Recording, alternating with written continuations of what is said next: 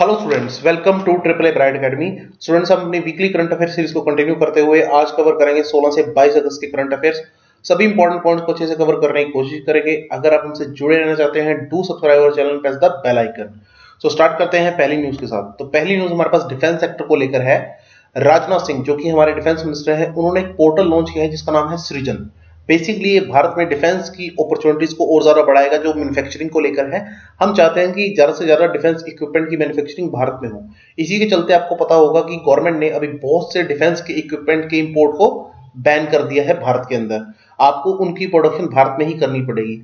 जो ultimate target है हमारा, अब वो समझने की कोशिश कीजिए। अल्टीमेट टारगेट है गवर्नमेंट ऑफ इंडिया का to achieve a turnover of rupees 1,75,000 crore, a big amount, including the export of 35,000 crore in defence by 2025। तो पहले तो आप ये टारगेट याद रखेंगे, पेपर में आपसे क्वेश्चन पूछा जा सकता है। डिफेंस को लेकर हम बहुत सारे अभी काम कर रहे हैं। जब से इंडिया और चाइना की टेंशन बढ़ी है, हमने डिफेंस को लेकर जो अपना काम है वो बहुत तेजी से आगे बढ़ा है। तो एक तो आप ये पोर्टल का नाम याद रखेंगे, पेपर में आपसे पोर्टल पूछा जा सकता है कि डिफेंस को लेकर कौन सा पोर्टल अभी लॉन्च किया गया है। सो दैट इज सृजन। और भारत की 4 बड़ी डिफेंस कंपनीज हैं, जो गवर्नमेंट की कंपनीज है, पब्लिक सेक्टर अंडरटेकिंग्स है, उनके बारे में आपको पता होना चाहिए। एक है हमारे पास ऑर्डिनेंस फैक्ट्री बोर्ड, ओएफबी के नाम से। एक है एचएएल, हिंदुस्तान एरोनॉटिक्स लिमिटेड। तीसरा है बीईएल, भारत इलेक्ट्रॉनिक्स लिमिटेड। और तीसरा है बीडीएल, भारत डायनेमिक्स। चौथा है बीडीएल, भारत डायनेमिक्स लिमिटेड। तो एटलीस्ट आप इन 4 एंटिटीज का नाम भी याद रखेंगे एग्जाम पॉइंट ऑफ व्यू से। चलिए आपसे मैं क्वेश्चन पूछ लेता हूं, जल्दी से कमेंट सेक्शन में उसका रिप्लाई कीजिएगा कि भारत में एफडीआई लिमिट कितनी है in defence sector. What is the FDI limit in defence sector in India? जल्दी से कमेंट सेक्शन में कमेंट करके बताइए।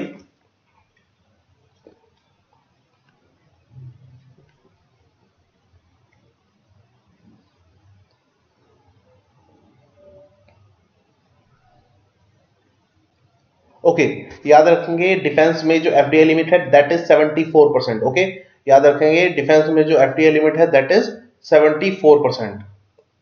नेक्स्ट, यूरोपियन यूनियन लॉन्चेस निर्माण श्री। अब पहली बात तो यूरोपियन यूनियन है क्या जिसने निर्माण श्री नाम से हमारे पास एक प्रोग्राम भारत में लॉन्च किया है, प्रोजेक्ट लॉन्च किया है। तो देखिए, यूरोपियन यूनियन 27 यूरोपियन मेंबर्स का एक ग्रुप है। नाम से पता चल रहा है कि यूरोपियन कंट्रीज यहाँ पे मेंबर हैं, देयर 27 मेंबर स्टेट।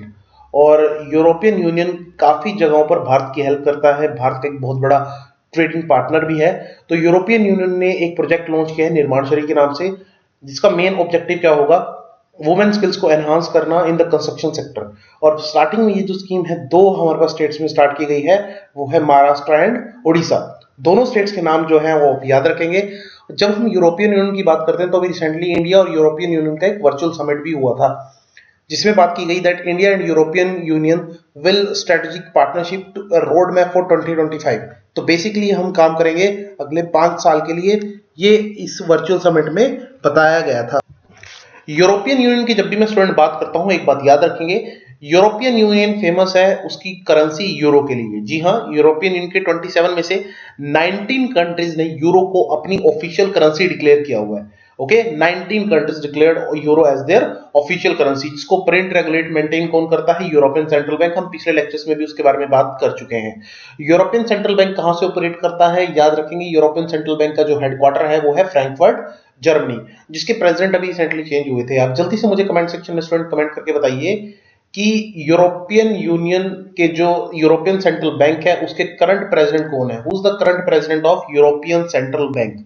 जल्दी से कमेंट सेक्शन में कमेंट करके बताइए।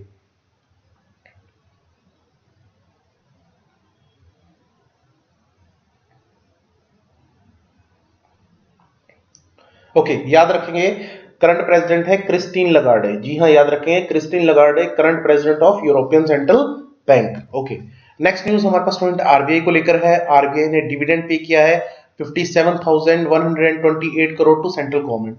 अब देखिए, डिविडेंड क्यों पे करता है आरबीआई, पहले तो आपको ये समझना पड़ेगा। देखिए, आरबीआई वैसे तो हमारे पास रेगुलेटर है, हमारे पास बैंकिंग सेक्टर का भारत के अंदर, भारत का एक सेंट्रल बैंक है, लेकिन वो कुछ प्रॉफिट भी अर्न करता है हर साल अपनी एक्टिविटीज के थ्रू। जैसे वो सेल परचेज सिक्योरिटीज करता है, बैंकिंग सेक्टर को कंट्रोल करता है, तो वो कुछ प्रॉफिट भी जनरेट करता है। और आप याद रखेंगे, as per the section 47 of RBI act 1934, as per the section 47 of RBI act 1934, surplus जो है वो पैसा आरबीआई किसको ट्रांसफर करेगा? गवर्नमेंट ऑफ इंडिया को, क्योंकि वो गवर्नमेंट ऑफ इंडिया का ही एक अंग है। तो इसी वजह से हर साल आरबीआई जो है वो अब डिविडेंड जो है वो पे करता है किसको, गवर्नमेंट ऑफ इंडिया को। तो इस साल का डिविडेंड आप याद रखेंगे that is 57,128 crore rupees, okay, for the accounting year 2019-2020। अगर पिछले साल की बात मैं करूं तो पिछले साल ये अमाउंट बहुत ह्यूज थी, आप देख सकते हैं that is around 1.76 lakh crore. तो ये इतनी बड़ी अमाउंट कैसे बनी, आप इसमें समझिए स्टूडेंट, क्योंकि आरबीआई को जो कंटीजेंसी रिस्क बफर, आरबीआई अपने पास एक रिस्क बफर मैनेज करता है, एक पैसा अपने पास रिस्क के लिए पहले से संभाल के रखता है जिसको बोलते हैं हम कंटीजेंसी रिस्क बफर। उसके अंदर आरबीआई ने कुछ बदलाव किए थे, और तो जो एक्स्ट्रा पेमेंट बची थी वो हमारे पास पे की गई थी, किसको पे की गई थी, गवर्नमेंट ऑफ इंडिया को। देखिए आपको बता दूं स्टूडेंट, एक कमेटी का नाम आप याद रखें, Bimal Jalan committee recommend for the recommendation of contingent risk buffer, okay, Bimal Jalan committee for the contingent risk buffer, जिसने रेकमेंड किया था कि आरबीआई को मेंटेन करना चाहिए अपना contingent risk buffer at 5.5% to 6.5%। तो आपने याद रखना है बिमल जलान कमेटी बनी थी for the recommendation of contingent risk buffer, और आरबीआई के करंट गवर्नर का नाम आप स्क्रीन पे देख सकते हैं, वो है शक्तिकांता दास। चलिए आप स्टूडेंट मुझे कमेंट सेक्शन में कमेंट करके बताइए कि आरबीआई का जो लोगो है, RBI logo consist of which animal. RBI का लोगो आपने देखा होगा, RBI logo consist of which animal, जल्दी से कमेंट सेक्शन में कमेंट करके बताइए।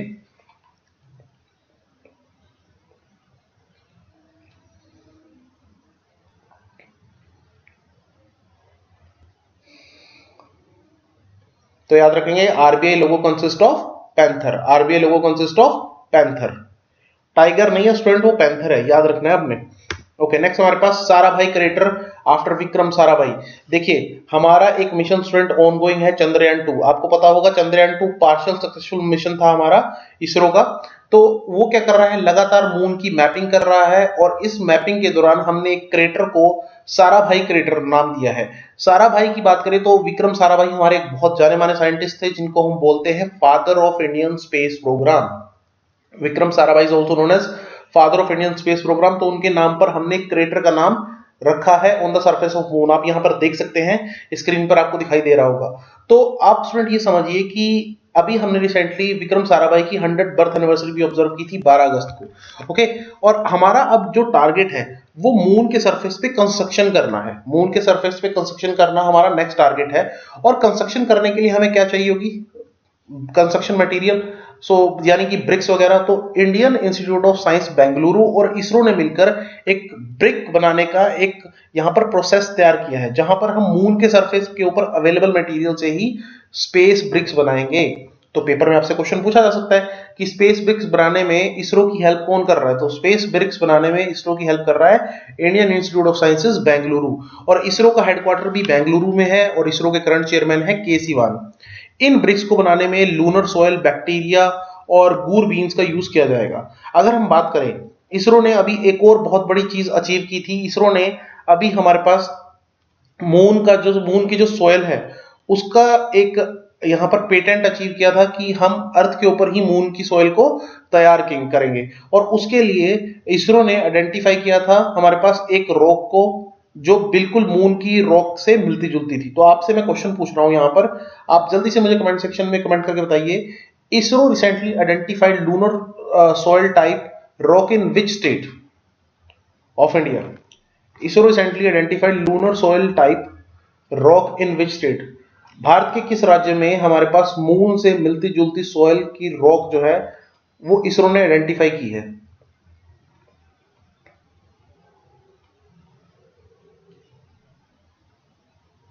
ओके, याद रखेंगे सेलम तमिलनाडु। इसरो ने हमारे पास सेलम तमिलनाडु में कुछ ऐसी रॉक्स आइडेंटिफाई की जिनका स्ट्रक्चर बिल्कुल लूनर सॉइल से मिलता जुलता है, जो हमारे पास चांद के ऊपर जो हमारे पास सॉइल मिलती है उससे काफी मिलता जुलता स्ट्रक्चर है, जो कि सेलम तमिलनाडु में हमारे पास रॉक हमें मिलती है। तो उसका नाम ही आप याद रखेंगे। चलिए जी, नेक्स्ट हमारे पास book a bend in time writings by children on the कोविड-19 पैंडेमिक। कोविड-19 पैंडेमिक को लेकर एक बुक आई है, और ये बुक लिखी है बच्चों के लिए, किसने, बाइजल पर्सन ने। एक ऑथर है हमारे पास, फेमस पर्सन है बाइजल, और इनके बारे में जब मैं बात करता हूँ स्टूडेंट, अभी रिसेंटली बाइजल जी को बेस्ट ऑथर का अवार्ड मिला था हमारे पास, children award at the author awards 2020 for the book a cloud called Bhura. तो दो बुक्स हैं बाइजल जी की, बाइजल जी की दो बुक्स हैं, दोनों का बुक का नाम याद रखेंगे। एक बुक का नाम है क्लाउड कोल्ड भूरा और दूसरी बुक है हमारे पास a bend in time writing by children on the कोविड-19 पैंडेमिक। तो दोनों बुक्स का बेसिकली आप नाम याद रखेंगे, पेपर में आपसे इनका नाम पूछा जा सकता है। अभी कोविड-19 को लेकर स्टूडेंट काफी सारी बुक्स हमारे पास रिलीज हुई हैं, उनमें से एक बड़ी इंटरेस्टिंग बुक थी अब पेंडेमिक सेंचुरी, जिसमें पिछले 100 साल के जितने भी पेंडेमिक, जितनी भी खतरनाक बीमारियां हैं उनके बारे में डिस्कशन की गई है। आप जल्दी से मुझे कमेंट सेक्शन में कमेंट करके बताइए कि अभी जो रिसेंटली बुक आई थी द पेंडेमिक सेंचुरी, उस बुक के राइटर का नाम, who is the author of the pandemic century.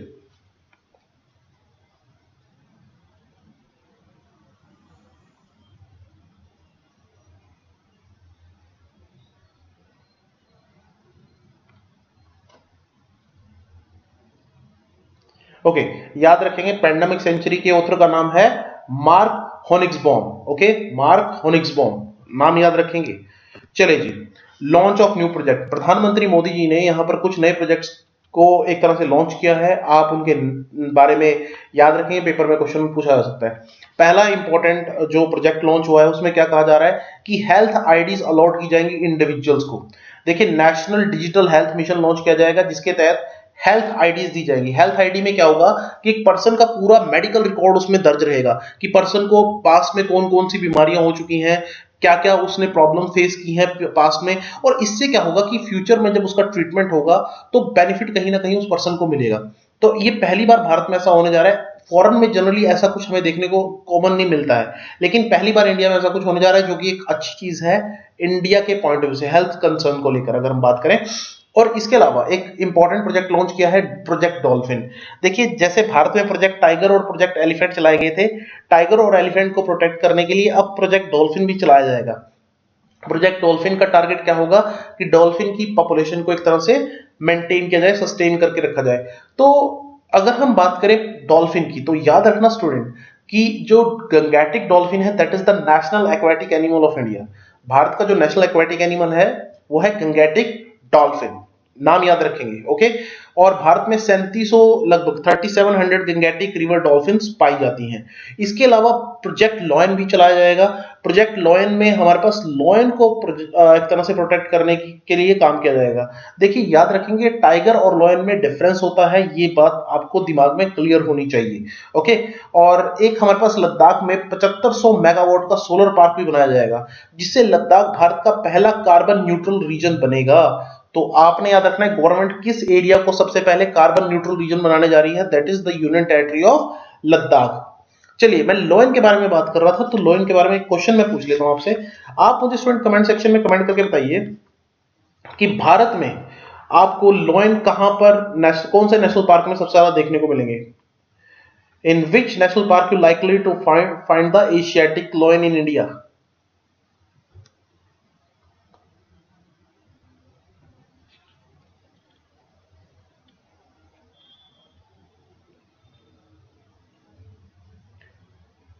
Okay, याद रखना स्टूडेंट, भारत में अगर लोयन की बात करूं तो ज्यादातर आपको जो लोयंस है वो कहां देखने को मिलेंगे, दैट इज गिर नेशनल पार्क।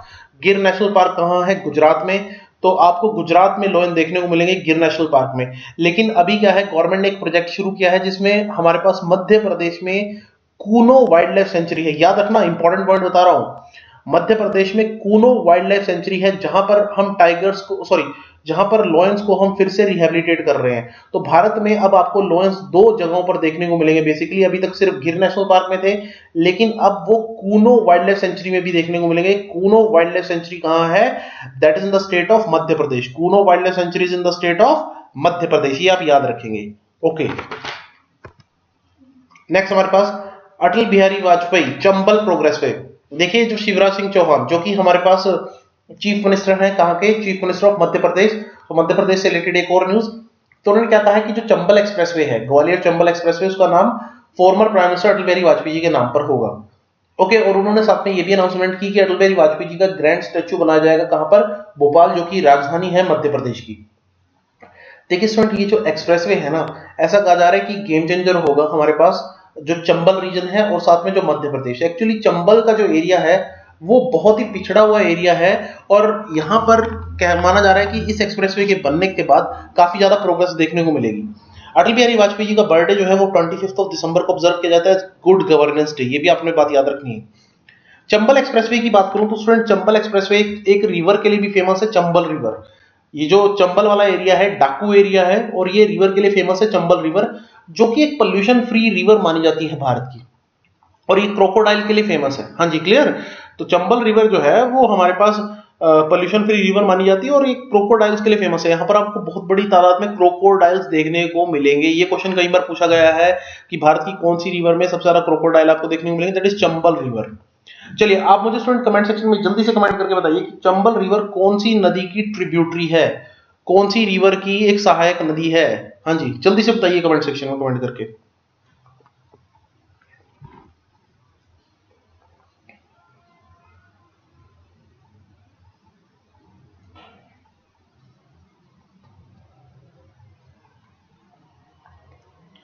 तो याद रखना स्टूडेंट, चंबल रिवर जो है वो कौन सी रिवर की ट्रिब्यूटरी है, यमुना रिवर की। So Chambal is the main tributary of Yamuna river. Yamuna river आगे चलकर कहां मिलती है, गंगा रिवर में। तो याद रखना चंबल रिवर जो है that is the main tributary of Yamuna river. Next हमारे पास UK launch 3 million innovation challenge fund for India. United Kingdom की स्टूडेंट हम बात कर रहे हैं, यहां पर 3 मिलियन पाउंड का एक इनोवेशन चैलेंज फंड लॉन्च किया गया है ताकि कोविड 19 पैंडेमिक और क्लाइमेट चेंज को टैकल किया जा सके। सो बेसिकली सीधा सीधा क्वेश्चन आपसे यहाँ पे पूछा जा सकता है, और जो ग्रांट्स हैं वो हमारे पास टेक्निकल पार्टनरशिप के लिए, और इनको टेक क्लस्टर का नाम एक तरह से दिया गया है। तो ये टेक क्लस्टर जहां भी आ जाए तो दैट मींस यूके की बात हो रही है और 3 मिलियन पाउंड की बात हो रही है। ओके, सो ये आप चीजें याद रखेंगे। देखिए अभी हमारे पास यूके को लेकर एक बड़ी इंपॉर्टेंट न्यूज आई थी इंडिया और यूके के पॉइंट ऑफ व्यू से अगर हम बात करें, कि India emerged as the second highest investor in the United Kingdom with 120 new projects and creating more than 5,000 jobs in the year 2019-20। पिछले साल की जब मैं बात करता हूं 2019-20 की, तो यूके के अंदर सबसे ज्यादा इन्वेस्टमेंट की थी यूएसए ने फर्स्ट नंबर पे, और सेकंड नंबर पे रहा था इंडिया। ये अपने आप में बहुत इंपॉर्टेंट बात है, पेपर में क्वेश्चन आपसे पूछा जा सकता है, ये बात आप याद रखेंगे। तो यूके भी अभी क्या कर रहा है, जूझ रहा है, हमारे पास उसकी इकोनॉमी भी स्ट्रगल कर रही है। आपको पता होगा कोरोना वायरस की वजह से वर्ल्ड की ज्यादातर इकोनॉमीज जो है वो स्ट्रगल कर रही हैं। तो हर एक कंट्री के जो फाइनेंस मिनिस्टर हैं वो एक्टिव रोल प्ले कर रहे हैं इस सब पे, लेकिन यूके के जो फाइनेंस मिनिस्टर हैं वो इंडियन ओरिजिन के हैं। आप जल्दी से कमेंट सेक्शन में मुझे उनका नाम कमेंट करके बता दीजिए कि who is the current finance minister of UK.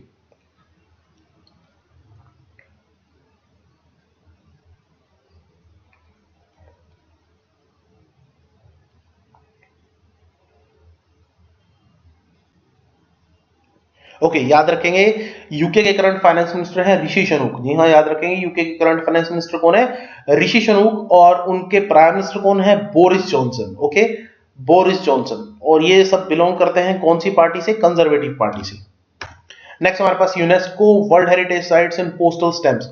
देखिए जो भारत का जो हमारे पास इंडिया पोस्ट है, अगर हम बात करें भारत में जो इंडिया पोस्ट है, भारतीय डाक के नाम से जिसको जाना जाता है, उसने कुछ कॉमेमोरेटिव यादगार पोस्टल स्टैंप्स जारी किए हैं, डाक टिकट जारी किए हैं, जिनके ऊपर यूनेस्को की वर्ल्ड हेरिटेज साइट को जगह दिए गए हैं। तो भारत की ये 5 वर्ल्ड हेरिटेज साइट्स जिनको यहाँ पर पोस्टल स्टैंप पे जगह मिली है, उनके नाम देख लेते हैं। That is historic city of Ahmedabad, convent and churches of Goa, group of monuments at Badakkal, Khajuraho group of monuments, Qutub Minar. तो ये इन सबको जगह मिली है। आपने स्टूडेंट याद क्या रखना है कि भारत में कुल 38 वर्ल्ड हेरिटेज साइट है, 38 वर्ल्ड हेरिटेज साइट्स हैं, जिसमें से 30 कल्चरल साइट्स है। कल्चरल साइट कैसे होती है, जैसे कुतुब मीनार है, ये खजुराहो के टेम्पल्स हैं, रेड फोर्ट है, ये सब क्या है, cultural sites.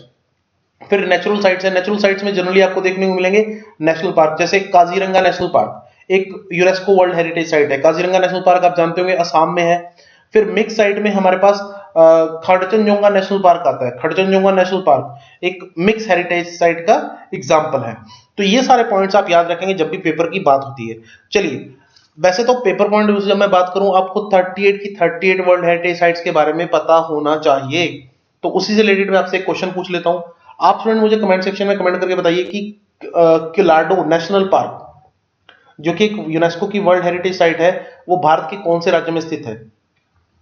किलाडियो national park Bharat के कौन से राज्य में स्थित है।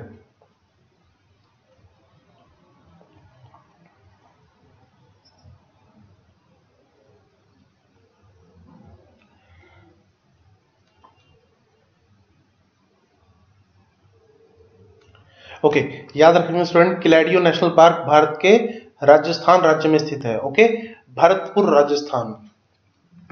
नेक्स्ट हमारे पास पीएनबी लोन्स डिजिटल अपनाएं। देखिए, भारत का एक बड़ा पब्लिक सेक्टर बैंक है पंजाब नेशनल बैंक, तो उसने एक प्रोग्राम लॉन्च किया है, कैंपेन लॉन्च की है डिजिटल अपनाएं, जहां पर वो लोगों को मोटिवेट कर रहे हैं कि आप डिजिटल बैंकिंग का यूज करें। पंजाब नेशनल बैंक के एमडी और सीईओ कौन है? एसएस मल्लिकार्जुन राव। देखिए यहाँ पर फायदा क्या होगा, जब ज्यादा से ज्यादा लोग डिजिटल बैंकिंग का यूज करेंगे तो बैंकिंग सिस्टम और ज्यादा मजबूत होगा। और दूसरा, यहाँ पर इन्होंने एक बहुत अच्छा डिसीजन भी लिया है पीएनबी ने, कि अगर कोई पर्सन पहली बार डिजिटल बैंकिंग का यूज करता है तो वो 5 रुपए पीएम केयर फंड में कंट्रीब्यूट करेंगे। तो ये अपने आप में एक बड़ा अच्छा स्टेप है। सो पीएम केयर फंड आपने सुना ही होगा, during the time of corona virus pandemic PM care fund जो है वो एस्टेब्लिश किया गया था। सो यहाँ पर पीएम केयर में 5 रुपए कौन सा बैंक कंट्रीब्यूट करेगा, ये क्वेश्चन आपसे पूछा जा सकता है। तो आपने याद रखना है पीएनबी। पीएनबी की जब मैं बात करता हूं स्टूडेंट, तो एक दो पॉइंट्स आपको बताने चाहिए। पीएनबी भारत के पुराने बैंकों में से एक है, जिसको 1894 में दयाल सिंह मजीठिया और लाला लाजपत राय जी ने एस्टैब्लिश किया था। ठीक है, याद रखेंगे, दो पर्सन, दयाल सिंह मजीठिया एंड लाला लाजपत राय। एक आप पीएम केयर फंड में पीएम केयर्स की फुल फॉर्म भी याद रखेंगे, दैट इज प्रधानमंत्री citizen assistance and relief in emergency situation fund. PM cares की फुल फॉर्म क्या है? Prime minister citizen assistance and relief in emergency situation fund. तो ये भी आप याद रखेंगे। चलिए, आपसे मैं क्वेश्चन पूछ लेता हूं।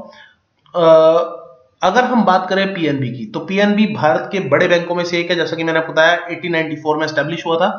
आप मुझे कमेंट सेक्शन में कमेंट करके बताइए कि पीएनबी की नेशनलाइजेशन कौन से ईयर में हुई थी। पीएनबी की जो नेशनलाइजेशन है वो कौन से ईयर में हुई थी? जल्दी से कमेंट सेक्शन में कमेंट करके बताइए।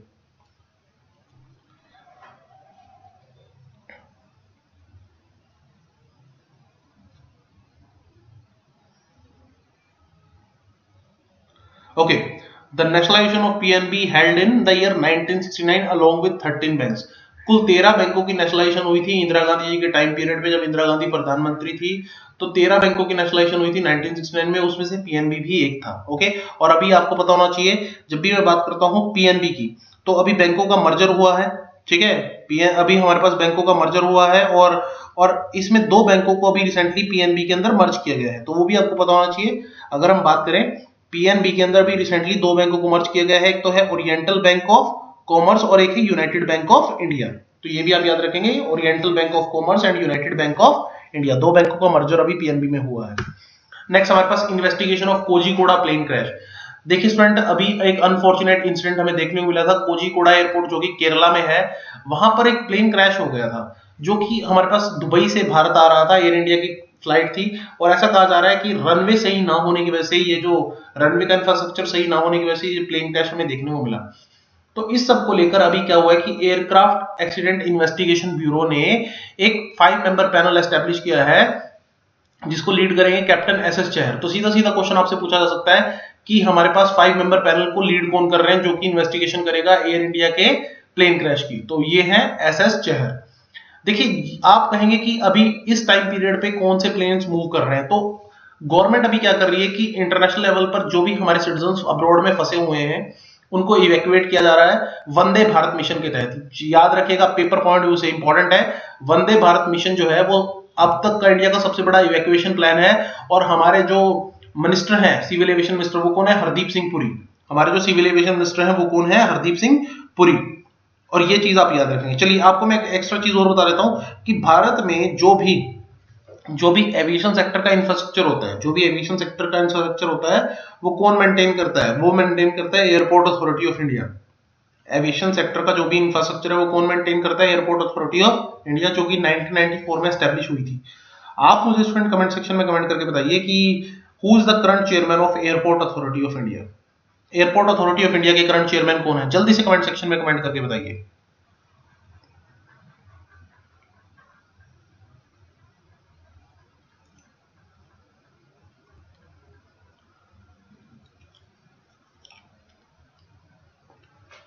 ओके, याद रखेंगे, हमारे पास Arvind Singh is the current chairman of airport authority of India. Arvind Singh current chairman of airport authority of India.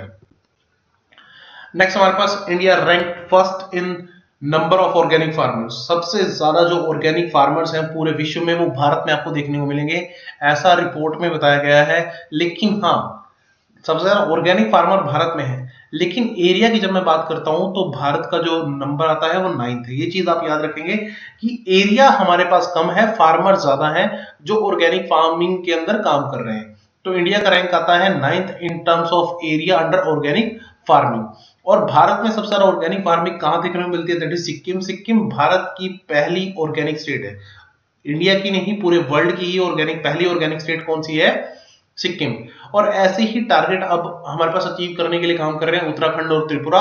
Uttarakhand और त्रिपुरा का मानना है कि वो भी जल्दी से जल्दी भारत के अंदर ऑर्गेनिक स्टेट के रूप में अपने आप को एस्टेब्लिश कर लेंगे।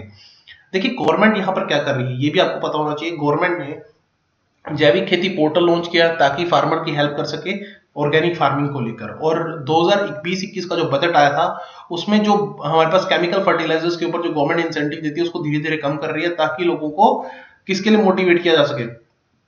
ऑर्गेनिक फार्मिंग के लिए मोटिवेट किया जा सके। चलिए आपसे मैं क्वेश्चन पूछ लेता हूं स्टूडेंट, कमेंट सेक्शन में आप रिप्लाई कीजिएगा कि national centre of organic farming Bharat में कहां पर लोकेटेड है? जल्दी से कमेंट सेक्शन में कमेंट करके बताइए national centre of organic farming.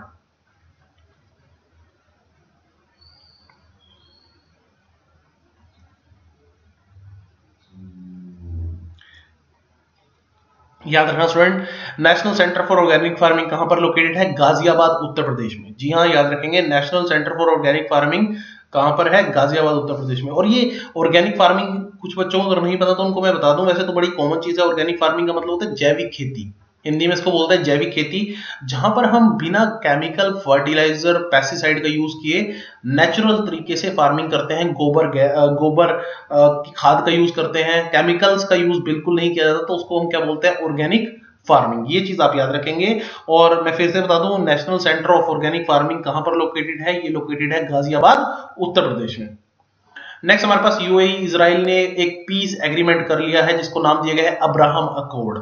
बहुत ही ऐतिहासिक घटना है क्योंकि यूएई और इजराइल एक दूसरे के बहुत ज्यादा एंटी माने जाते थे अभी तक, तो उनके बीच में एक शांति समझौता हुआ जिसको नाम दिया गया है अब्राहम अकॉर्ड। और ये समझौता किस किसने साइन किया है? बेंजामिन नेतन्याहू जो इजराइल के प्राइम मिनिस्टर हैं, और शेख मोहम्मद बिन जायद जो कि क्राउन प्रिंस है अबू धाबी के। ठीक है, अबू धाबी की क्राउन प्रिंस है अबू धाबी की, और अबू धाबी कैपिटल है यूएई की। सो बेसिकली शेख मोहम्मद बिन जायद रिप्रेजेंट करते हैं यूएई को। तो अब्राहम अकॉर्ड जो है वो दोनों के बीच में डिप्लोमेटिक रिलेशंस एस्टेब्लिश करेगा। और आपने यहां पर ये भी याद रखना है बदले में इजराइल ने क्या कहा है कि वो जो पैलेस्टीनियन लैंड को जो वो एक तरह से लगातार एक्वायर कर रहे थे उसको वो बंद कर देंगे, जो अभी तक उनका जो स्टैंड चल रहा था उसको वो बैक कर लेंगे। ओके, तो यूएई यहां पर तीसरी अरब नेशन बना है आफ्टर इजिप्ट एंड जॉर्डन जिसने डिप्लोमेटिक रिलेशन एस्टेब्लिश किए हैं इजराइल के साथ। और इसका कहीं ना कहीं फायदा आपको भारत में भी, इसका असर भारत पे भी देखने को मिलेगा। कैसे? देखिए इजराइल हमेशा भारत जो है और इजराइल जो है वो एक दूसरे का सपोर्ट करते हैं, हमारे बहुत फ्रेंडली रिलेशन है। तो अगर यूएई और इजराइल क्लोज आते हैं तो इसका बेनिफिट कहीं ना कहीं इंडिया के साथ भी रिलेशंस में देखने को मिलेगा। और जो ये एक अलग ही हमारे पास एक क्लस्टर बनता जा रहा है जिसमें हमारे पास यूएई है, सऊदी अरेबिया है, यूएसए है, ये सारी कंट्रीज क्लोज आती आपको दिखाई देंगी। तो अल्टीमेटली कहीं ना कहीं इसका फायदा जो है वो भारत के साथ भी देखने को मिलेगा। और इस सब में अल्टीमेटली क्या होगा कि जो इस्लामिक कंट्रीज का जो एक स्टैंड है भारत को लेकर वो भी कहीं ना कहीं एक पॉजिटिव डायरेक्शन में जाता हुआ दिखाई देगा। ये जो कंट्रीज है जैसे यूएई हो गया, सऊदी अरेबिया, ये सब कौन कौन से ग्रुप की मेंबर है? ओआईसी की। OIC here means organisation of Islamic countries, एक बहुत ही स्ट्रॉन्ग ग्रुप है। याद रखेंगे ग्रुप के बारे में मैं आपको बताना चाहूंगा कि जितनी भी वर्ल्ड की मेजर मुस्लिम कंट्रीज उन्होंने ग्रुप बनाया हुआ है ओआईसी।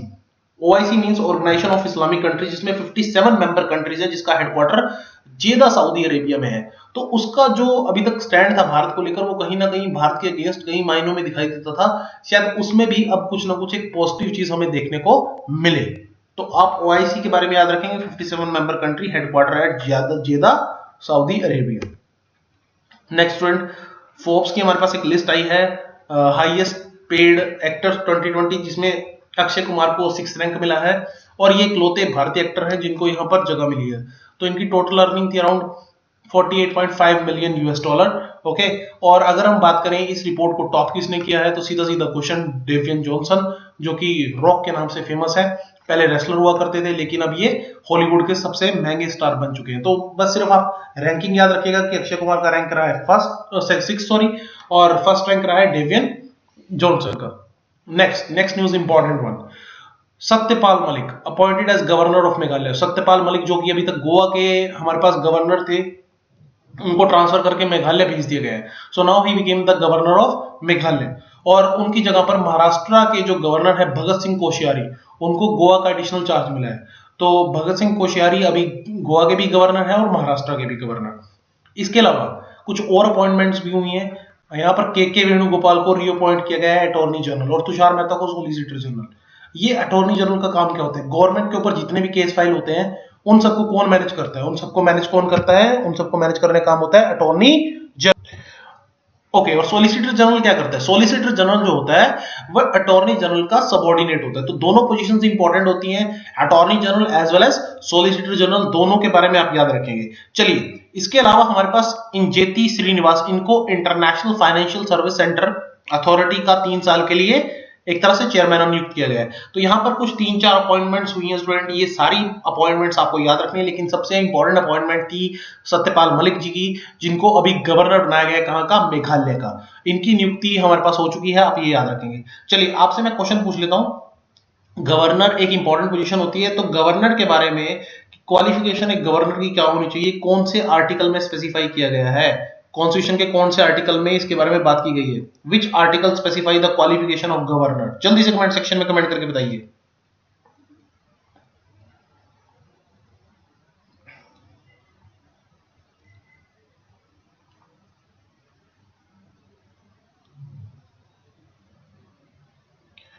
ओके, याद रखेंगे article 157 of the constitution specify the qualification of governor. जी हाँ, article 157 of the constitution specify the qualification of governor. Next हमारे पास Hindustani classical vocalist Pandit Jasraj passes away. देखिए, हमारे पास हिंदुस्तानी म्यूजिक के एक बहुत ही जाने माने फनकार पंडित जसराज जी, उनकी डेथ हो गई है। ठीक है, तो Pandit Jasraj Indian classical music के लिए जाने जाते थे, मेवाती घराने से बिलोंग करते थे। तो घराना आप याद रखें, कौन से घराने से बिलोंग करते थे? मेवाती घराना। देखिए, इन्होंने हमारे पास ख्याल और ठुमरी, ये भी हमारे पास स्टाइल्स को फॉलो किया है। तो ये सब आपने याद रखना है, ख्याल हो गया, ठुमरी हो गया, इन सब का रिलेशन किससे है? इन सब का रिलेशन स्टूडेंट जो हिंदुस्तानी म्यूजिक है उससे कहीं ना कहीं कनेक्टेड है। और ये रेसिपेंट भी थे पद्मश्री, पद्म भूषण और पद्म विभूषण, जो भारत के इंपॉर्टेंट पद्म अवार्ड माने जाते हैं। तो तीनों के रेसिपेंट थे, पद्मश्री, पद्म भूषण और पद्म विभूषण। तो पेपर पॉइंट ऑफ से याद रखना सीधा सीधा कि हमारे पास पंडित जसराज का जो संबंध था वो किससे था? हिंदुस्तानी म्यूजिक से था, और ये मेवाती घराने से ताल्लुक रखते थे। तो बहुत सारे फेमस म्यूजिशियंस भारत में हुए हैं। चलो, आपसे मैं इसी से रिलेटेड एक क्वेश्चन पूछ लेता हूं कि Amjad Ali Khan famous for which musical instrument? Amjad Ali Khan जो थे हमारे पास, वो हमारे पास कौन से म्यूजिकल इंस्ट्रूमेंट के लिए फेमस है? Amjad Ali Khan famous for which musical instrument?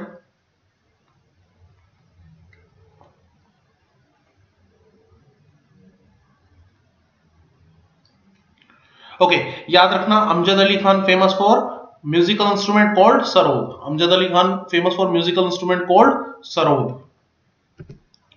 Next, dream 11 one IPL title sponsorship right.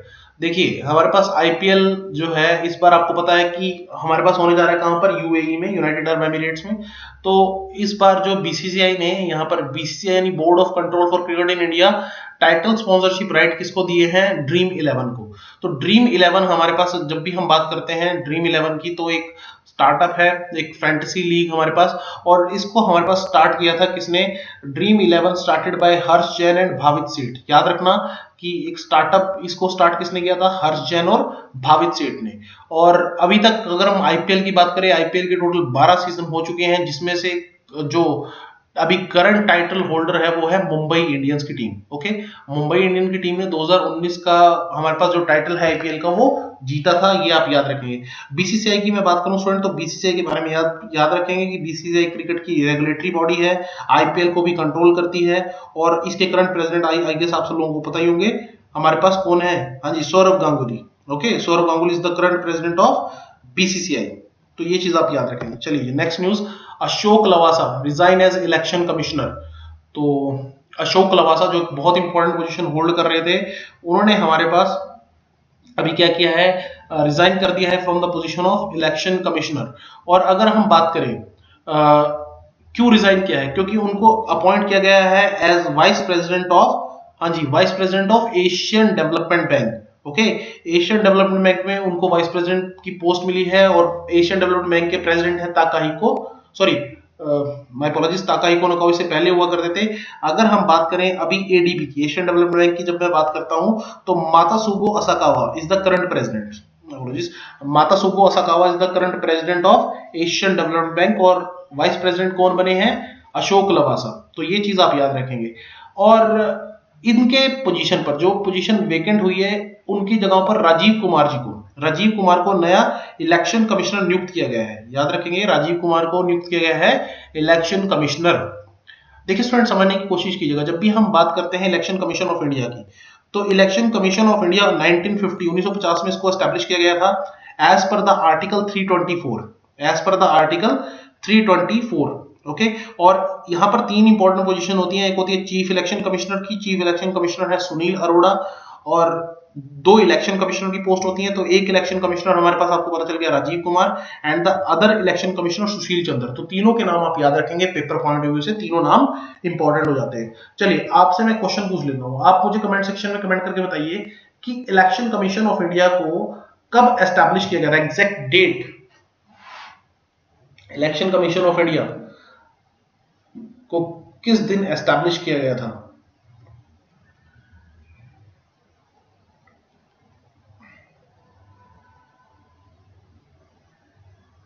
Okay, याद रखेंगे election commission of India establish on 25 of January 1950, और इसीलिए 25 जनवरी को हम ऑब्जर्व करते हैं नेशनल वोटर्स डे, इसीलिए 25 ऑफ जनवरी को ऑब्जर्व किया जाता है नेशनल वोटर्स डे। नेक्स्ट हमारे पास वर्ल्ड फोटोग्राफी डे 19 अगस्त को ऑब्जर्व किया गया। सो फोटोग्राफी का जो मीनिंग होता है that drawing with light. Okay, और वर्ल्ड ह्यूमैनिटेरियन डे भी 19 अगस्त को ऑब्जर्व किया गया। दोनों डेज आप याद रखेंगे, इंपॉर्टेंट हो जाते हैं। अगर हम बात करें कैमरा की, तो स्टूडेंट याद रखना कैमरा जो है उसको इन्वेंट करने का जो क्रेडिट जाता है वो जाता है जोहन जैन को। ठीक है, हमारे पास 1685 में जोहन जैन, इन्होंने कैमरा को इन्वेंट किया था। ये चीज आप याद रखेंगे, पेपर पॉइंट ऑफ व्यू से पूछा जा सकता है आपसे। नेक्स्ट हमारे पास डिजिटल क्वालिटी ऑफ लाइफ 2020, हमारे पास डिजिटल क्वालिटी ऑफ लाइफ को लेकर हमारे पास एक रिपोर्ट आई है जिसमें क्या बताया गया है, हमारे पास ये बताया गया है कि इंडिया का रैंक रहा है 57, इंडिया का रैंक रहा है 57 out of 85 countries on digital category of life 2020। सो इसमें टॉप किसने किया, इसमें टॉप किया है डेनमार्क ने। तो डिजिटल क्वालिटी, अब लाइफ में डिजिटल क्वालिटी की भी बात होने लगी है, पहले इस तरह की बात नहीं होती थी। अगर हम बात करें इंटरनेट अफोर्डेबिलिटी की, तो इंडिया का रैंक इसमें बहुत अच्छा है। इंटरनेट अफोर्डेबिलिटी में इंडिया का रैंक रहा है 9th। इस रैंकिंग को टॉप किया है इजराइल। इजराइल में इंटरनेट अफोर्डेबिलिटी सबसे इजी आपको अवेलेबल है। इंटरनेट क्वालिटी की बात करें तो इसमें इंडिया का रैंक बहुत पीछे है, क्योंकि अभी आपको पता है कि नेट की जो सर्विसेज है वो तो मिल गई है, लेकिन क्वालिटी अभी भी अच्छी नहीं है। तो इंडिया का रैंक 78 रहा है, इसको टॉप किया है सिंगापुर ने। इलेक्ट्रॉनिक सिक्योरिटी की बात करें या ई सिक्योरिटी की बात करें तो इसमें इंडिया का रैंक रहा है 57 और इसको टॉप किया है यूके ने। तो आप ये वेरियस जो रैंकिंग्स हैं वो आप याद रखेंगे, पेपर में से रिलेटेड आपसे क्वेश्चन सीधा सीधा पूछा जा सकता है कि आप इस चीज में इंडिया का रैंक बताइए, इस चीज में इंडिया का रैंक बताइए। तो सीधा सीधा क्वेश्चन, इसमें 4-5 रैंकिंग्स हैं, चारों पांचों को आप अच्छे से याद कर लेंगे और टॉप किसने किया है वो भी आप याद रखेंगे। नेक्स्ट वर्ल्ड मॉस्किटो डे 20 अगस्त को ऑब्जर्व किया गया। वर्ल्ड मॉस्किटो डे हर साल 20 अगस्त को ये ऑब्जर्व किया जाता है ताकि मलेरिया के बारे में और बाकी मॉस्किटो से होने वाली डिजीज के बारे में लोगों को अवेयर किया जा सके। और किसकी याद में ऑब्जर्व किया जाता है, in the memory of sir Donald Ross, जिन्होंने फीमेल एनोफिलिस मॉस्किटो के बारे में बताया था कि ये फीमेल एनोफिलिस मॉस्किटो मलेरिया को ट्रांसमिट करता है।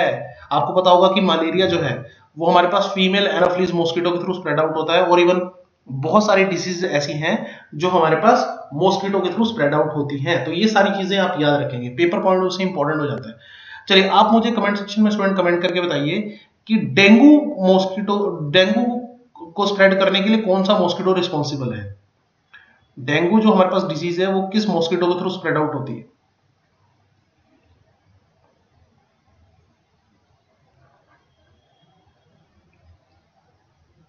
ओके, याद रखेंगे student, dengue spread by aedes mosquito. ठीक है, dengue spread by aedes species of mosquito, AEDES। Okay, next हमारे पास important news paper point of view से स्टूडेंट, स्वच्छ सर्वेक्षण 2020 रिपोर्ट आई है, स्वच्छ सर्वेक्षण 2020, जिसमें हमारे पास कैटेगरी वाइज यहां पर डिक्लेरेशन की गई है कि कौन सा शहर कितना साफ है। अगर हम बात करें population with more than 10 lakh, ऐसे शहरों की है जिनकी पॉपुलेशन 10 लाख या उससे ज्यादा है, तो उसमें फर्स्ट रैंक रहा है इंदौर का। इंदौर को भारत का सबसे क्लीनेस्ट सिटी डिक्लेयर किया गया है चौथी बार लगातार, जिन सिटीज की पॉपुलेशन 10 लाख से ज्यादा है।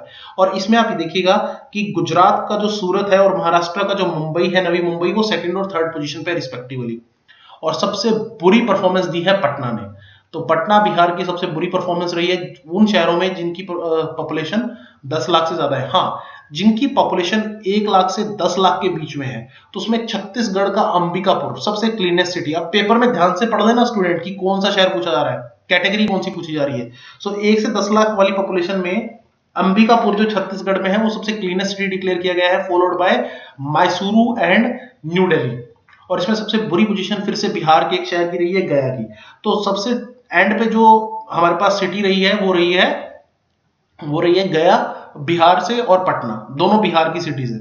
चलिए आपसे मैं क्वेश्चन पूछता हूं, आप मुझे स्टूडेंट कमेंट सेक्शन में कमेंट करके बताइए कि चंडीगढ़ का क्या रैंक रहा है स्वच्छ सर्वेक्षण 2020 में। चंडीगढ़ का क्या रैंक रहा है, जल्दी से कमेंट सेक्शन में कमेंट करके बताओ जरा, देखते हैं आपको अपनी सिटी के बारे में कितना पता है।